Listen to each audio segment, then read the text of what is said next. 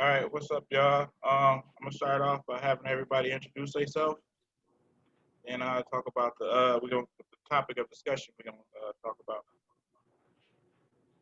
All right. Well, I'm Rick Wells. Get the fuck out of here. So I guess don't nobody else want to introduce themselves, huh? Yeah, I'm Marlon. Okay, I'm Roy Johnson. I'm All right, Roy I'm Johnson. TB. I'm TB. Chris, what Roy up? Johnson. All right, okay. Today's cast is gonna be about inspiration. What inspires you, and who inspires you? How it affects your day to day. What how it affects your drive. What it means to you. So I'm gonna kick it off with Marley. What inspires you? What keeps you inspired? Your inspiration. How it affects you. I think what inspires me the most is probably um the inspiration comes from being able to come to a place like this and uh see a lot of things move in a fast paced manner, and it just really the business of it inspires me. Seeing other people that being around billionaires, being around people that have accomplished so much, um, it makes me realize that it's not too far fetched for anybody else to really capture some of those things. That's a good Because point. That's a good point you say. Me seeing you from around the sun, little badass to you actually working with some of my greatest rappers, some of my idols, it lets me know whatever I want to choose to do is possible. But go ahead. yeah, nah, that's crazy, but that's really it. Because sometimes it's hard to tap into your inspiration just because our environment. And what I mean by that is like, we from some like smaller cities and smaller towns, and like the main thing that we see is either when I stepped off the porch, I seen what was going on the block, and I was or if you being successful was maybe working for Chrysler or for Jeep. Like those are the things that we seen.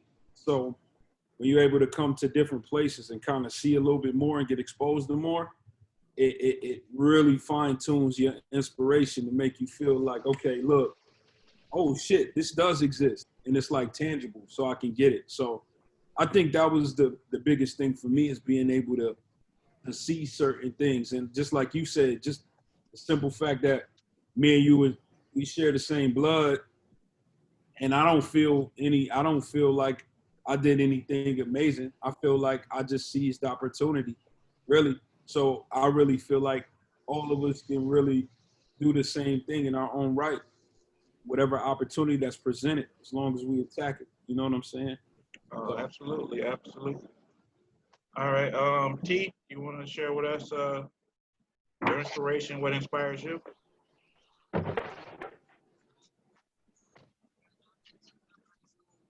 Right now, what inspires me is these peanuts. They was pretty good, man. Yeah, you smashing like a motherfucker though. I ain't gonna lie though. Like, Um, you saying what's inspired me like right now? yeah, or something as a whole where you can look back and say like, okay, well, this is the reason why I keep doing it, keep going, something like that. Right now, what inspires me is my son. You know what I'm saying? I knew that. He, I ins- knew that. I knew that was gonna be nice. he inspires me to never give up. You know what I'm saying? Keep focused on the prize. Keep focused on there's bigger things in life than me at this moment. I brought him into this world, and I want to make sure he has a way of making his own. You know, so Most I feel like definitely. Well, that's my best. having a child is a point of no return. You got to get out there. You got to do something. Well, it's some Yeah, people but that don't a have lot of a those. lot of men don't do that though. They Yeah, don't but act, for the and right I just person felt though, like like you got to. No ifs, ands, or buts. the moment I seen him pop out, I'm like, it's go time. Oh, definitely, You most know, definitely. but overall, my inspiration too is my uncle. I had grew up with him, like when I moved out of my parents' house, and I always seen him get up, go to work. He had the same routine: get the coffee, get himself situated, and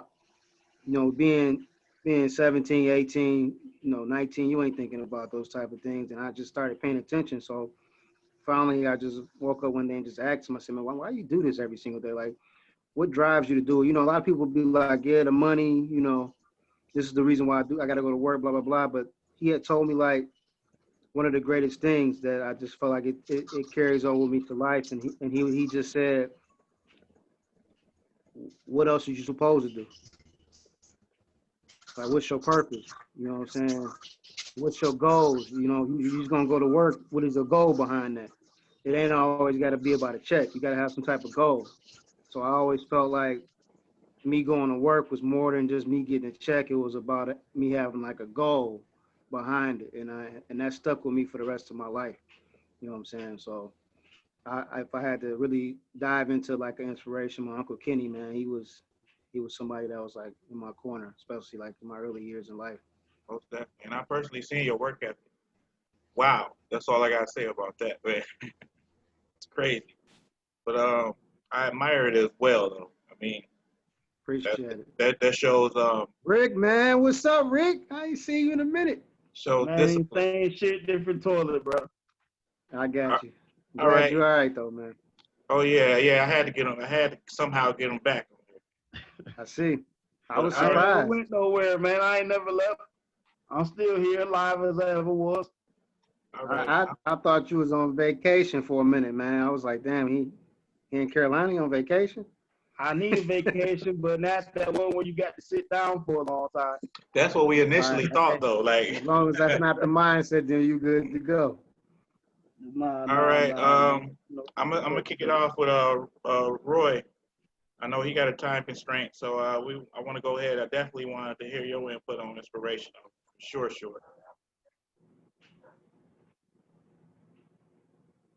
I think what it do freeze.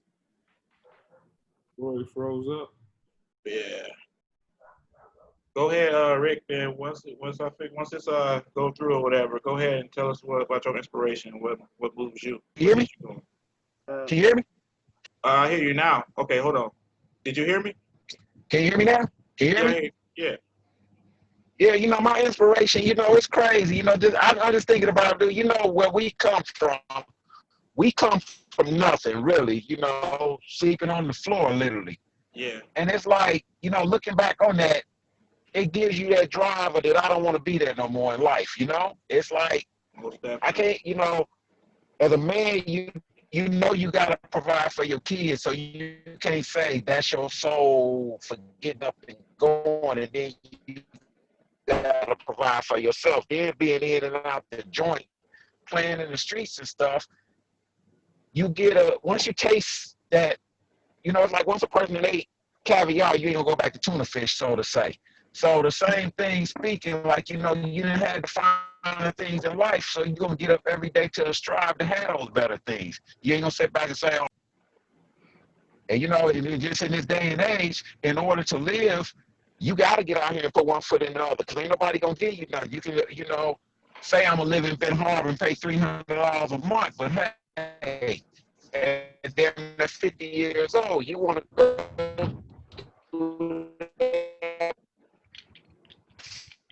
for life? You hear me? Yeah. I think something. Can you hear me now? Can you hear me now? Yeah. I don't know why my thing keep muting and stuff. The connection. Right, losing signal. Yeah, it's probably your right? signal or whatever. Yeah. Yeah, is that better? That's why I keep moving around low key, because this sprint signal be fucking up. Yeah, I'm out in traffic charging this car right now, so I can't move around. Let me look. I got good signal. So I gotta go somewhere and get Wi-Fi. Can everybody hear me? Yeah, we hear you. Yeah, Yeah, Okay. I hear you. It might have been the Bluetooth. Yeah. Did anybody hear what I had said though? We got the gist of it for sure. Yeah. Okay. That's good. But yeah, come from where we come from though. Like, man, you're a person that never worked for nobody in your life. That's Yeah. that's admirable. You know, it's kind of it's a blessing and a curse because when you're your own boss, every day is work. You don't have no off days. You know, whether you hustling or if you're doing it legit. You know, and 9 times out of 10, Ain't lying about in that, this brother. day and age, we all trying to do it legit. Yeah, and most definitely though. And then another, I would say, part of my inspiration with you is you made that outside stuff look good, but you got your feet back in the right path, and you got in the right direction. And know it's possible. It's not all to that type of lifestyle and stuff like that. You know how I look at that, bro? I look at it like this. You know, a lot of young cats don't look at it. You know, you make $100,000 and you get 10 years. You better off being Calvin. Because when you look at it, you got 10 years. That's $10,000 a year. You're going to get more money than that working at a fast food joint. That's a fact. Good point. That's facts, man. That's facts. You ain't gonna get too much more, but yeah. Yeah. But You know, you still have your freedom though too. but the Facts. big scheme of thing is, you know, we get into them streets and we have no vision of what to do with our monies once we get it. And like these white folks, they fear us for the fact the average young drug dealer make over $100,000 a year, but get locked up can't even come up with $2,500 bond money. Mm-hmm. Yeah. But in white America, a motherfucker making $100,000 a year, that's good bread. But in the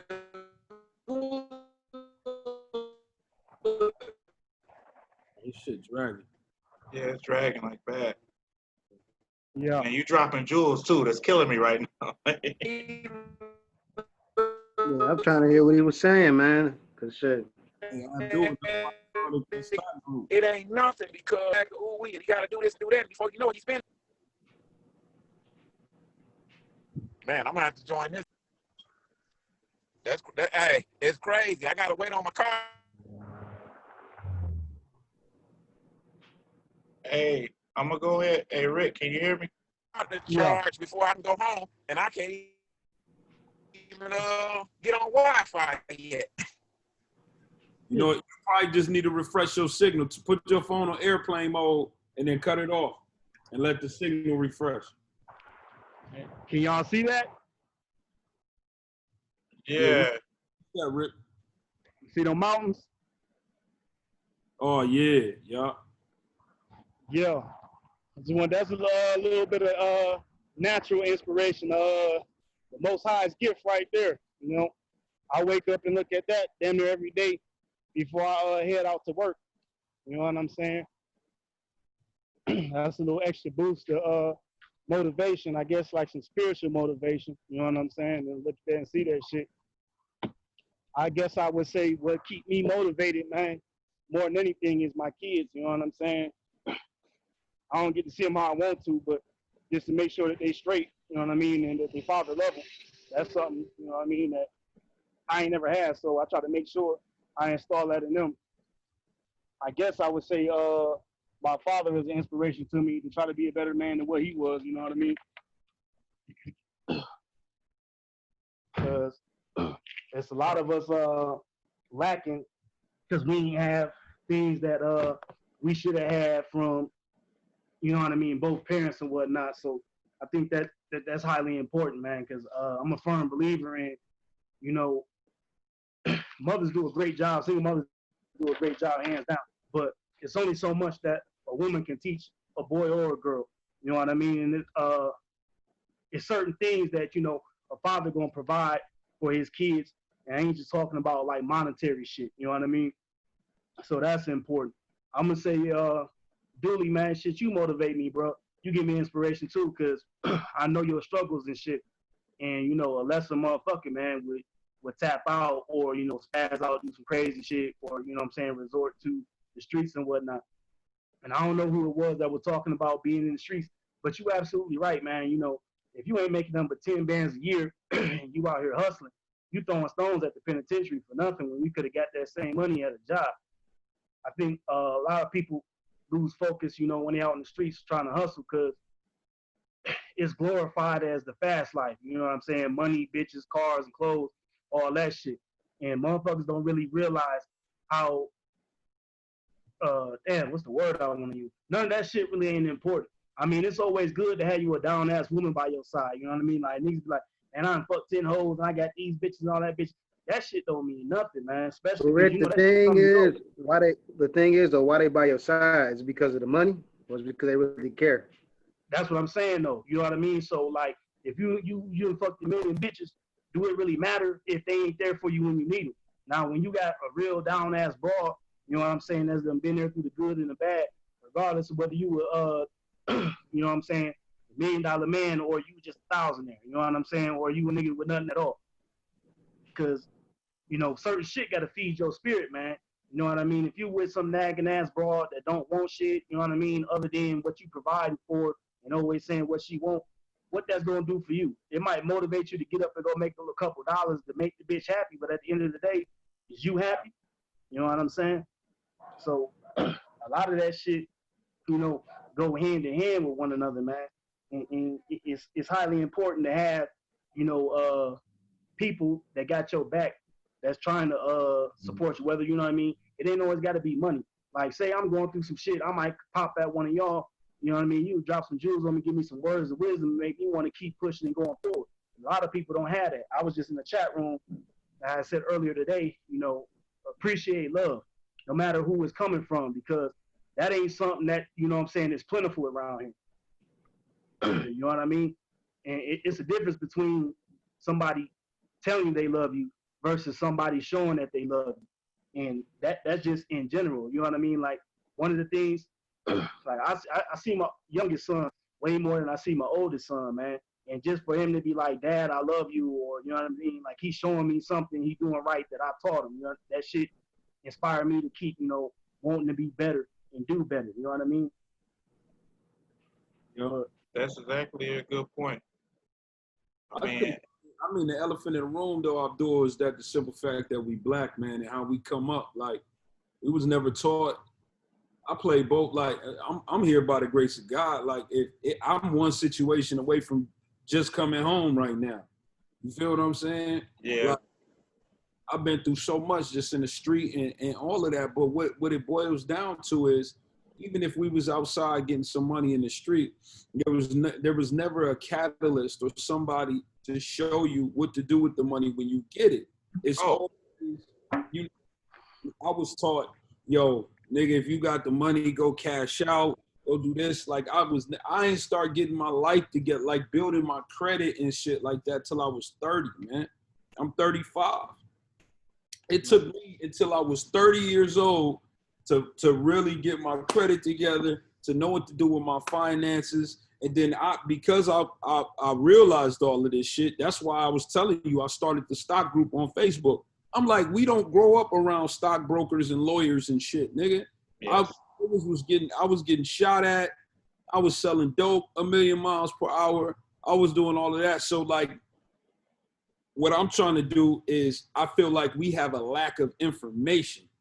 And our lack of information is what makes us ignorant, because there's nobody, it's somebody who will put a pack in your hand before they show you how to invest your money. You feel what I'm saying? You know, that's the what they call the big homie, but, you know, the role models that we got growing up in the hood ain't real role models. You know what I mean? Like, I done been in jail and sitting and listening to, you know, niggas telling younger niggas, you know, when you get out, you need to do this, that, and the third. And I'm like, niggas ain't saying nothing of no relevance or no substance other than go get a pistol and put a pack in your hand. You know what I mean? And we all know what that shit lead to. Even the youngins, man, you know what I'm saying, to an extent know what that shit lead to. But the only thing they got to look up to for real is niggas in the hood selling dope, motherfucking pimps, and then, you know, athletes on fucking TV or some rappers and shit on TV. Now, I ain't knocking these niggas for getting the money the way they get it, but everybody ain't gonna run a 4.240. Everybody ain't gonna jump out the gym and have a shot, or to the caliber. You know, it's only 500 niggas in the NBA. It's only 400 people in the NFL. Niggas look at as being average as something that's bad. You know what I mean? Because, like, everybody ain't gonna have no 6-figure salary. You could be an average ass motherfucking plumber, but you could be the greatest motherfucking plumber that ever walked Earth too. It's so crazy too, because in school they teach us the same curriculum. I'd rather my kid, if my kid is not gonna be a doctor or lawyer, I'd rather them learn a trade, because plumbers and electricians and shit get fucking money. Yeah, they get good money, man, but you know, that ain't something that's glamorized. You know, for a long time they took away trade schools and shit. You know what I mean? Like that's even motherfuckers that have been in the system. It got to a point where they took all the, you know, being able to get. I ain't gonna say you can't get out higher education, but their trade school shit, all that shit, they took that shit out the joint too. You know what I'm saying? So what do motherfuckers have? That's the thing, though. Like, especially with the pandemic going on, it's more harder for you to actually get the access to certain things. Yeah. You can't learn everything online. Nah, you can't. But here go the thing about that is, I mean, you know, I don't know everybody here personally, but you know, I know y'all all stand-up dudes. You feel me?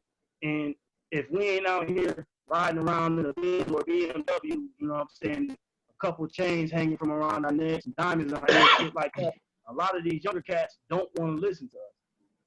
You know what I'm saying? So it just make it hard because like we dealing with generational curses, man. Yo, Ricky, I'm about to tell you some real shit. I'm gonna tell you some real shit, Ricky, because there was a guy sitting there. I moved my office. I got the house I live in now. I made my one level my office because COVID happened. I wasn't going to my office and going to my studio like that every day. Let me tell you some real shit you just touched on. So I had a meeting with this dude. His family has I live in Jersey. His family has they're jewelers in Manhattan in the Diamond District. But he's a lawyer. He works with athletes and stuff like that. He's like a branding guy, right? And I was telling him, we was talking about, I said, bro, I got jewelry, but I don't have it for the reasons everybody else have it.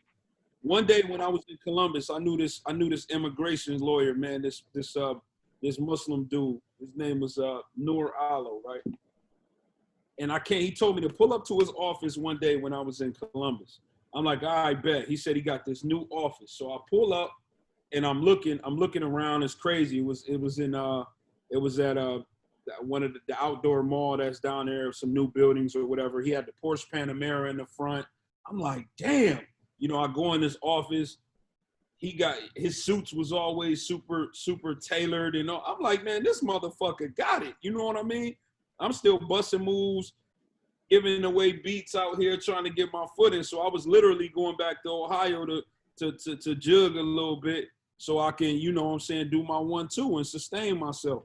To make a long story short, I'm like, bro, like, you know, all of this shit is good, but you know, this shit is boss, bro. I'm trying to get like you. He said, no, listen. He said, this suit, this haircut, this cologne, that Porsche out there, he said, that's all because people want to see a winner. When they come through the door, you want your lawyer to be a winner. He said, that's the reason why I don't park my Camry out there in the front or anything like that. I was like, damn, that's interesting.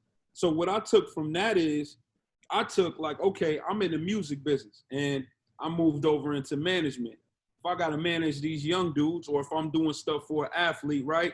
All they gonna see, they might see my ring, they might see the rollie, they might see my chains or whatever. And that's how they measure success, right, Rick? That's how they measure success, right? Yeah. So I know that, knowing how ignorant that we kind of brought up to like shiny shit because we don't know no better. And I just I reel them in with that and then give them the game. Then I tell them how much this shit don't mean shit. You understand what I'm saying? So I was having a conversation with dude like, man, bro, it's just the business I'm in. This is a conversation starter. I'd rather wear the Apple Watch all day. You understand what I'm saying? And so once I adopted that mentality, because I was 20-something years old, like, shit, I can't, you know, I'm buying all of this designer shit when I'm in the street and all that, and I should have been putting way more into the apartment building I bought, and that shit ended up getting fucked up. In 2011, I lost $80-some thousand. You understand what I'm saying? So I took all my L's like my wins, but I said all that to say it's definitely it's definitely something wrong with the mentality that we have, and I'm trying to do what I can from where I sit at to fix it. I know you can't just fix everybody, but what you can do is you can reel them in with what you got and give them some game after that. You know what I'm saying? You know, I come in on. Can everybody hear me? Can everybody hear me? Yeah, we hear you. We hear you. You Yep. know, I apologize for that. I think I'm at this Tesla charging station. I think this shit is what's fucking me up. But to elaborate on what you said, you know, when I moved out here to Arizona, I wanted everybody to come out here and enjoy this paradise. But Right. just like how you said, it ain't for everybody. You know, our culture is so economically and socially behind that we don't know how to accept them blessings. It's like because you made it and you my cousin, you supposed to give to me rather than me working for it or coming in and giving something to that project. You feel me? Yeah. Yeah. Hello? See, how do I keep this mic on to speak? How do I get to where I can keep it going on? Because I got to keep pressing this speak thing. This is my first time ever doing this, so y'all help me out. Help me out. Shoot, we still in the we all in the learning process. I mean, only thing I can think I of don't is know. Down at the bottom where it was a microphone, it was a spot like you supposed to hold on to the microphone or tap it. I think Okay. over the internet or Okay, so I something, and see. then say, I gotta hit this thing to speak and then bag out. Okay, so y'all ain't catching my background and all that. Okay, I got it. But elaborating on what bro you can said. just hit the camera to turn the camera off if you don't want nobody to see what you got going on. I ain't got going on. I'm out here in the sun. I had to get out and walk away from the car to charge. I mean to get good signal. Yeah. Yeah, no doubt. Yeah. But like he was saying, you know, he tries to help everybody out, but everybody don't want to help the cause. Everybody is a me in this day and age. Ain't nobody for the cause. You feel me? So don't nobody want to clean the bathroom, but everybody want the restaurant to be clean. yeah, Right. yeah. Because they told us in the hood to that the game is to be sold and not to be told, and that's bullshit. Yeah, that's real bullshit. Here go a thing with that, man, and I want to touch on that, man. For one, our community, niggas got too much pride when, you know, somebody trying to hand them a bone, I can't take no handouts. Like, nigga, you blocking your own blessing by not, you know what I mean, by having too much pride. And then Rick, secondly, when you somebody that's up and you done helped a lot of people around you and you keep seeing these motherfuckers fucking up and fucking up and fucking up, that's disheartening. Because I'm not going to continue to keep. I mean, look at Hammer.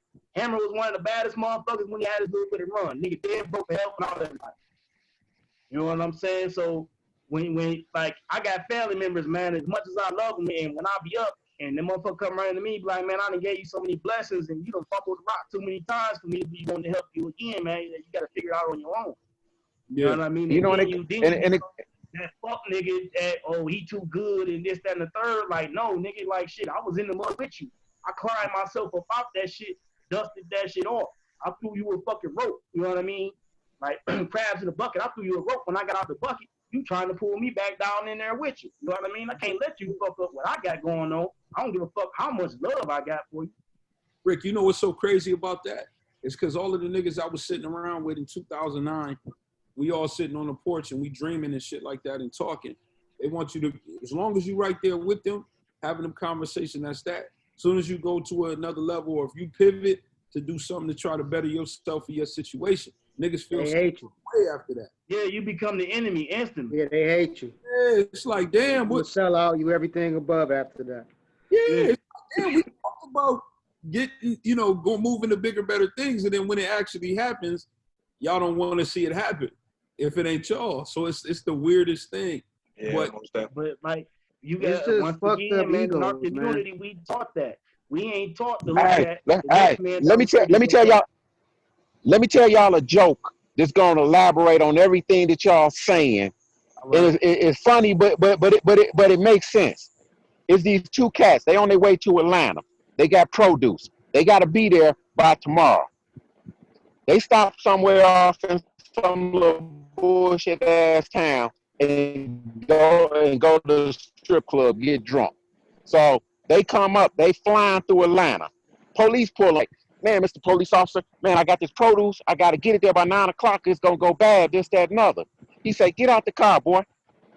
Where your ID at? Take it. Slap the shit out of him and said, get your ass back in the car and sit there while I run your license. He come around to the other side. Tell the other cat, get out the car. Slap the shit out of him. Dude say, why you slap me for? I ain't even driving. I ain't even said nothing. He said, somewhere down the road, you going to look at your friend and say that cracker wouldn't have slapped me. The moral of that story is everybody got a story to tell or say something until the shoe was on the other foot. Of course, yeah. Yeah, I mean, you see that a lot. Well, if it would have been me, I would have did, and you would have did shit. Exactly. Exactly. That's funny as hell. But it makes sense, and you know, we all done been through that because anybody know my backstory know that I played in the streets and helped a lot of people. But on the same token, when I was making my transition, out here to Arizona, I went through an ugly divorce, broke up, lost everything. Went to everybody, not with my hand out trying to pawn my wedding ring, my 2008 Mercedes S550, all this type of stuff, custom-made furniture to borrow the money to get back into my trucking game. Nobody wanted to help. As soon as I get back on, everybody coming out the woodwork, Candy, woo, woo, woo, woo, woo, woo. And just like you said, bro, with the music thing, you giving everybody these jewels, but ain't nobody trying to step out on that platform with you. Everybody wants you to take the first step, lose your fucking money, then everybody want to come in. Okay, I want to ride because I see you making money. Or you should have did it like this. This is what I would have did. Or, yeah. You know, this is what you, but they ain't in the driver's seat to even be doing no shit like that. That's perfect always example. Go that way. Always. That's the point my man was making. They don't want you to step up and become nothing, man. They just want you to sit there in a circle for the rest of your life and just drown. Even when that comes from us being economically fucked up. Because perfect example, you come to me and show me on paper, bro, in this music industry, we buy X amount of CDs, whoopty whoopty whoop, we go door to door, we can make this.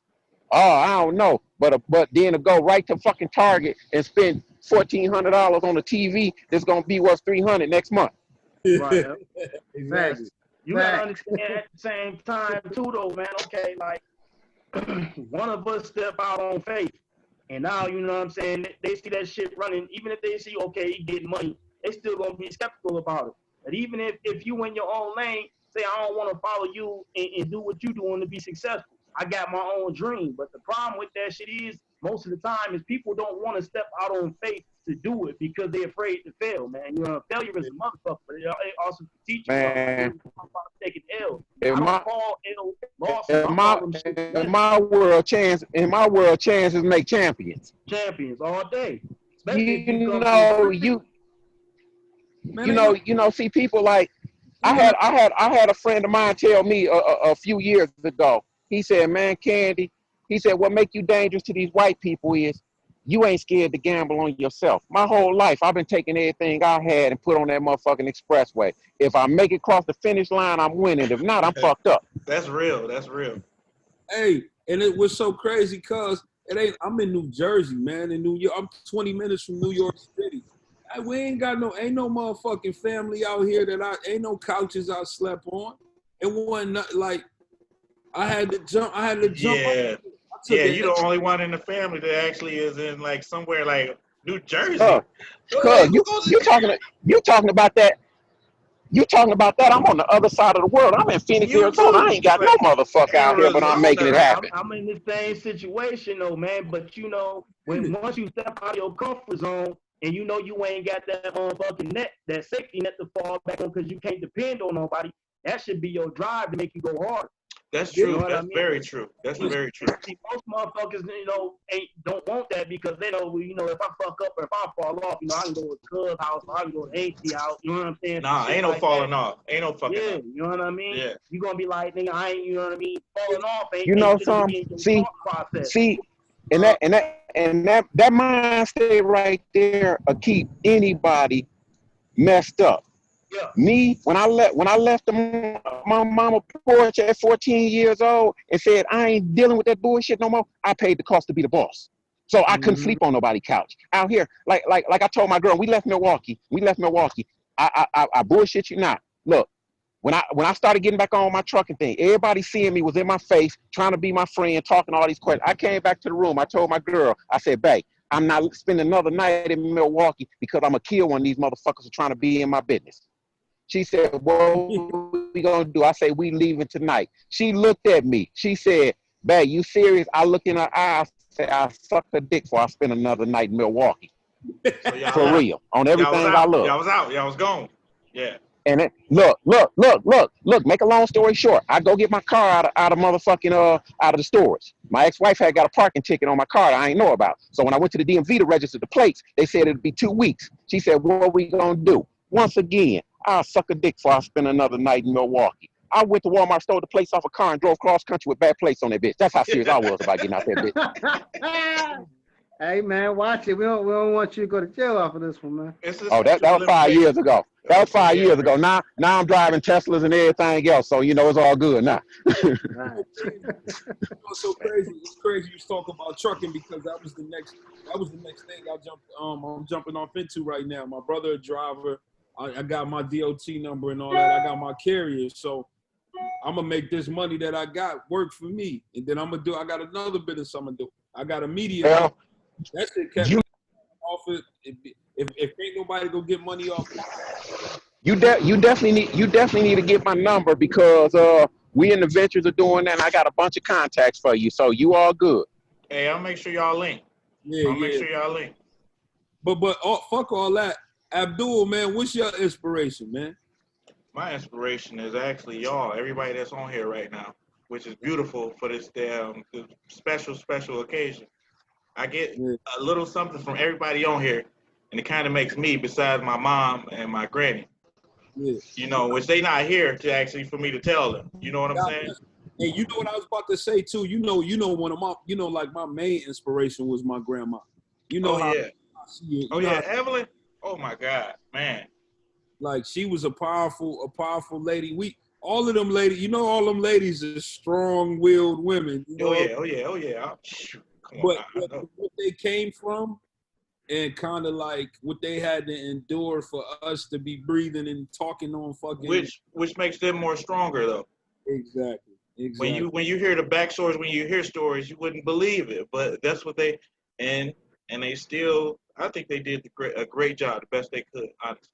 My grandma told me she ain't had. You know. She was 7, bro. I said,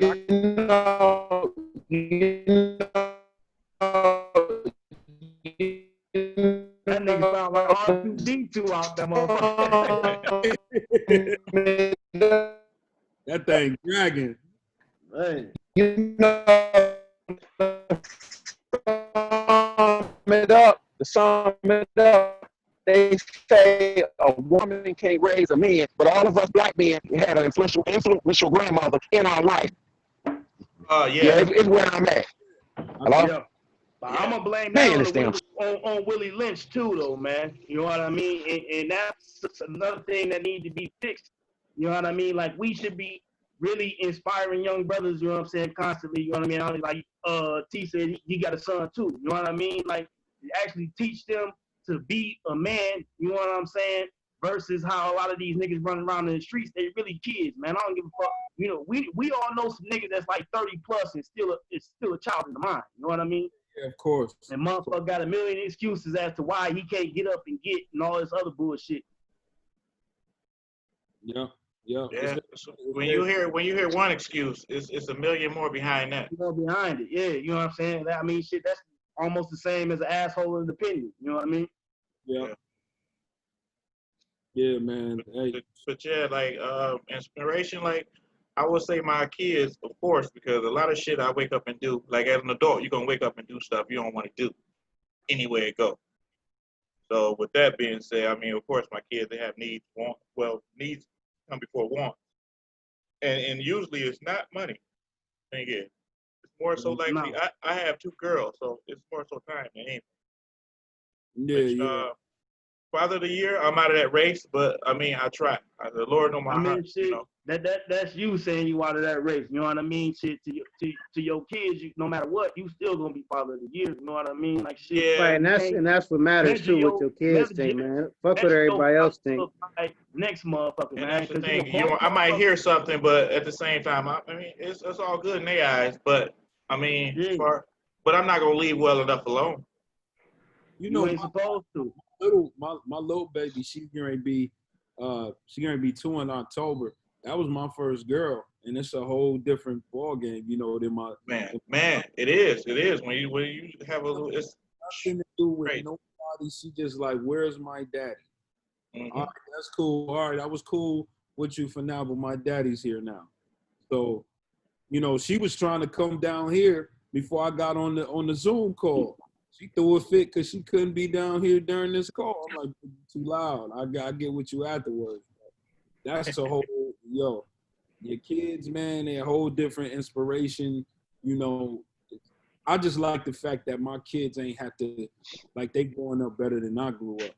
And that's the point too. None of our kids gonna have to go through anything that we went through. Man, the battery is in my back because of that, man. Like I'm just even me being affected. One of my main businesses being affected by COVID, so crazy. It also gave me a lot of clarity, man, and I'm blessed because it wasn't like I had to change my lifestyle or it was something I couldn't do, so I thank God for that because you know I'm coming off of losing $80-some thousand in 2011 and being rock bottom and sitting in Grammy front room and couldn't even tell her about what I was going through. She knew something was going Man, on. you know she always knew. She knew something was going on, but I couldn't tell her what I was really going through because there was a lot of shit going on outside. You know what I'm saying? Yeah. I couldn't really tell her. You know what I'm saying? But I'm just thankful. I take my wins and my losses the same. My losses are like paying college tuition to me. I relish the lessons in life. Lessons and blessings, man. Rick Ain't was no losses. yeah. Rick was saying the same thing, man. Like them losses build character in you. So for me, I feel like I'm so blessed even when I'm having my worst days, man, because I know what the alternative is. And I know, you know, I'm doing something that I haven't seen anybody do from my viewpoint, from where I grew up. I'm looking at niggas I grew up with and what they do. You know what I mean? So for me to be able to provide jobs for other people and do it all off of a thought and off of a dream, man, I could wake up every day. I don't care if I make a coin that day. As long as everybody else get paid, I'm cool. You know what I mean? I'll figure it out. You know what I'm saying? But you know, I'm inspired by everybody's story and everybody's grind. It just gives everything perspective. Flip side of that coin, I was gonna say, like, we talking about what inspire us, but you know, like we all got kids, man. Just waking up and being ourselves and doing the shit that we supposed to do to provide and protect. Think about how much that inspired them. You know what I mean? And they don't probably tell it. You know what I mean? Like sometimes we probably don't get enough of the accolades and our love yous as sometimes we feel we should. But you know, it's amazing to see this shit because you know, just doing your everyday routine, talking to your kids, even when you ain't really necessarily trying to drop jewels, you know, they learn by seeing what we do anyway. You know what I'm saying? First and foremost. So we instilling, you know, good morals and values into them and shit, man. And you know, they sit around, well, how will my dad handle this situation and what will he do? You know what I mean? Because you know, they be wanting to be like us. Mm-hmm. So that's really, really some amazing shit, man. And that's the blessing in itself. Like I don't know too many motherfuckers. I ain't gonna lie. I know a bunch of motherfuckers that were with them every day. They be like, "Fuck them kids." You know what I'm saying? That's Yeah. crazy deal to me, man. Yeah, you hear that sometimes. But But you know what though? It don't be the kids though. It be their mamas or whatever to make people say that. That's true too. Lord, hey, shit. You know what I'm saying? Women can't live with them and can't throw their ass in the wood chip. You feel Right. me? OJ was wrong, but I understand.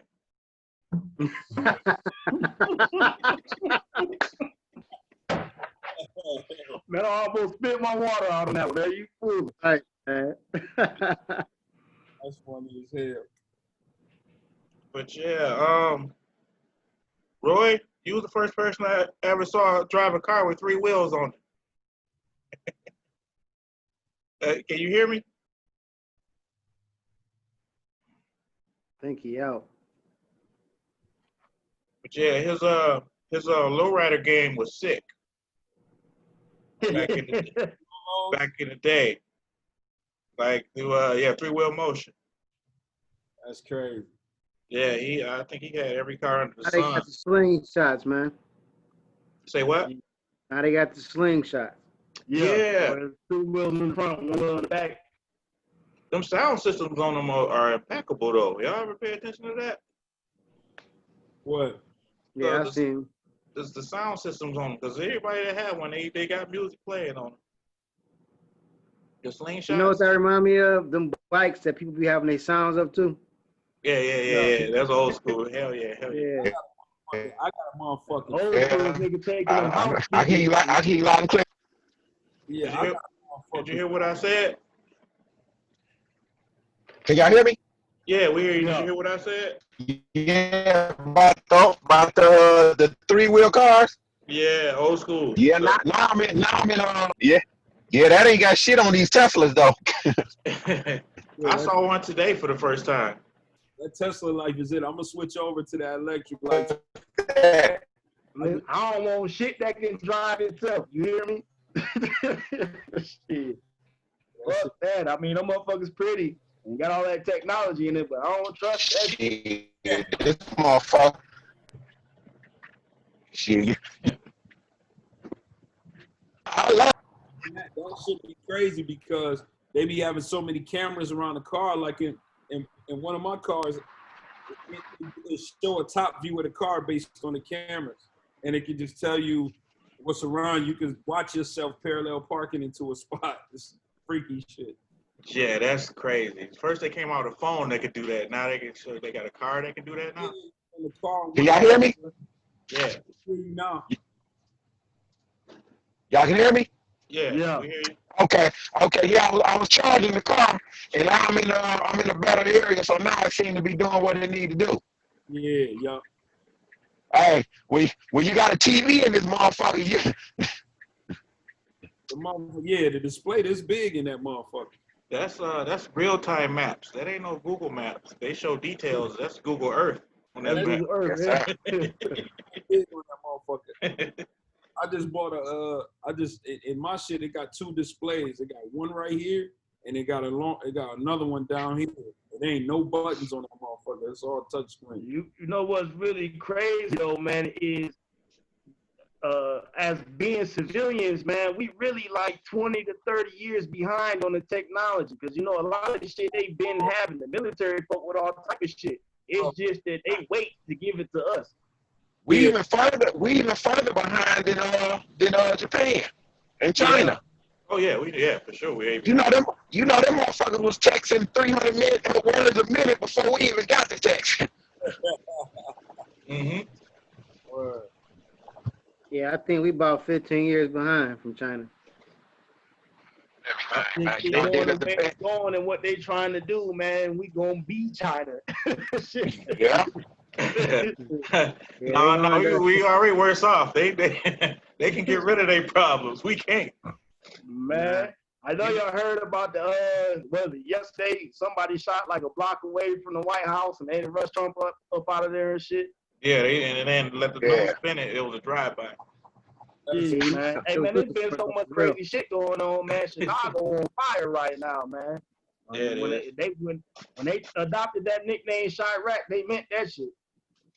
You know, personally, I think a lot of this stuff comes into play to hide the matter of fact, like this George Floyd thing and all this extra stuff. Because you think about it like this: 6 months ago, we couldn't even get credit to get a $35 credit card. 6 months ago, now they'll give you $5,000 like it ain't shit. Yeah, that's good. All right. Just put yourself more in the slump. Go ahead. As I call it, niggering it up. You go and fill out 5 pages on the internet, you get 10,000. Yeah, out there to hide the factor that, you know, Black Lives do matter, all this stuff that's going on. And so let's throw some money at the situation, keep everybody under wrap. So now they throw this money out here and people just do stupid shit with the money rather than reinvesting in the community or their business, you know? And then it be gone, then you be back to square one, if not worse. But they ain't giving nobody a bunch of money. Like, you know, it was the UIA shit where motherfuckers got like 9 to 10 bands and shit, man. I mean, if you living in poverty, motherfuckers can't do too much with that anyway. You know what I mean? I mean, they say it take about 10 bands to start a business, but most motherfuckers ain't thinking like that, man. You know, niggas' mindset so fucked up anyway. It's like, well, I'm finna go get a new car. They ain't even get no new car. They get used cars. Now you buying somebody else's problem. You know what I mean? Or motherfuckers want to go shop and buy some clothes, shoes, do bullshit like that. That was no real money, man. How many trillions of dollars they put out for the stimulus package and shit to where all of these elite CEOs and all that really got the money? Because, I mean, I still ain't got my 1,200 yet, you know what I'm saying? And right to the 1,200 ain't shit. I'll wipe my ass with that. See, that's the thing, though. Like, it's enough money going around to where you can make that shit jug. And I don't give a fuck if you selling it. You can if you got the mindset, man, but come Right. on, man. Yeah, no, you're right. You're right. And I'm just trying to figure out how to, like I said, man, one of the reasons I started that damn stock group in COVID because I realized that it wasn't anybody teaching us just really. All right, so this was my main thing. When you grow up and your parents come from a worse situation, them raising you is like, okay, get a good job and save money. But they not telling you save money, you put your money in the bank. All the bank is doing is investing your money. They taking your money to people, and then they giving you a small bit of interest to for your money to build sitting in there. Yeah, they want to give you parts of a penny a year. So I'm telling people like, okay, well, instead of having just a bunch of money in the savings account, put you 1,000 or 2 in there for a rainy day or whatever your rainy day fund is. But then take your money you really trying to save and put it in the stock market. Stock market, yeah. My little bro just been up on that, man, and that's all he be talking about every time I talk to him. Yeah, it ain't gotta be another. It ain't no get rich. You ain't gotta do no get rich quick. Just put it there and let it sit there in some blue chip shit that's gonna pay you in every quarter, and that's like if niggas would have had money in Kodak before they got that grant money from the government. You know what I mean? Like, say you had a couple thousand in motherfucking invested in Kodak on the stock market, you would have blew up overnight, that quick. Yeah, let me give you an example. I bought I got money in a Marathon, for instance. Marathon, that's good. That shit went so low. I bought that shit for $4 and some change a share. I bought a whole bunch of shares of that shit, right? Now, that's just my motherfucking money, and I just keep adding on to the savings between that and a couple other things I got in my portfolio. But I can just literally watch that. That shit was $6.50 at closing and something like that. So I'm already up $2 a share. I'm passively making thousands of dollars just letting the money sit there. Just because I know gas is gonna go back up at some point. Until it's inevitable though. With gas, it's inevitable. Yeah, we actually going through the age. I feel like in the next 20, 30 years, gas will be null and void with all of these Tesla. I mean, well, you know, they been had the technology. They just didn't want nobody to have it. Because even with Tesla, you know, you're going to have to pay DTE consumers. You got to pay somebody that money for the electricity, man. You know what I mean? Like, they always go corner the market. And that's another thing, too, man. No matter, you know, you sitting here dropping a lot of jewels, man, and, you know, if a motherfucker really paying attention and got some savviness about them, you can make, you know, a nice little dollar off your stock market. Boy, you need a lot of money, man. I don't care if you got $300. You can literally, Uncle Ray, man. I done told Uncle Ray about shit. He had he started with $100 in there. The next week, his shit turned into $150, and he been addicted because he just made $50 to nothing. Okay. You know I'm finna hit Uncle Ray up after this podcast. He'll tell you about it. Oh no, I'm gonna let him give me the info and the scoop on that though. For real. I'm taking niggas like my uncle. I'm like, listen, bro. Just look. I just gave him the basics. I'm like, man, just read all you got, they put the information in front of us. They hide it from us in a book. You know what I mean? Yeah, that's the joke though. How do you keep stuff Yeah. away from a black man? Put it in a book. Put it in the book. Yeah, because niggas don't want to read shit, but they'd be on Facebook and Instagram and Twitter reading all goddamn day. And spelling wrong too. Yeah. Come on, man. Don't do us like that, man. What? Us. It's us though. It's us. I gotta say us last. That's It's us. I wasn't in. Stock you. that you couldn't do it because they tell you all these big words and this jargon to make you feel like, damn, I need a stockbroker in order to be in the stock. Right. No, you don't. Yeah, man. You don't. See, that's gotta the educate problem with yourself on that motherfuckers shit. in general, man. Like, just common sense and street smart's gonna take you a long ass motherfucking way, man. It'll take you a long ass way. But and you know, motherfuckers equate intelligence to higher learning. Like, Nah. if you just read, you would learn a lot of shit just reading, man. I mean, I don't have to go to a university to get a book that they got at their school. I can get in the library and just read that motherfucker. And it costs $500 for the book at the university. Tell y'all some real shit. You can go if you got an iPhone, and I'm only saying this because I don't know if they got something similar on Android, right? You can literally go to iTunes U, this right here, and you can click on that, and you can download courses for free from Harvard, from any of these schools that's on there, and you can literally go through the whole course and learn everything that they teach it in the school without paying that. Anything you want to know, you can go and do the whole course or read the book or whatever the case may be. You really send your kids to college so they can get a network. Rich people send their kids Socialize. Yeah. to Harvard and all that to get the network from when they get out there in the business. Sororities and fraternities and shit like that, you know, you plugging in with people, and that's what people don't realize. They've been saying this shit for a long time. It ain't always about what you know, but who you know. You know what I mean? 100%. It wasn't, man. I think I have to attribute 90% of my success to me networking and about who I know. And all the other 10% was showing up when that opportunity presented itself. I don't shy away from pressure. You know what I'm saying? I don't curl up when there's pressure. But my shit is really just networking. Who can get in the room with? Like, let me tell y'all a story. I'm at Rock Nation meeting with my guy, Lenny. Lenny is somebody I work with a lot because, for y'all who don't know, I'm one of Fabulous managers, a rapper.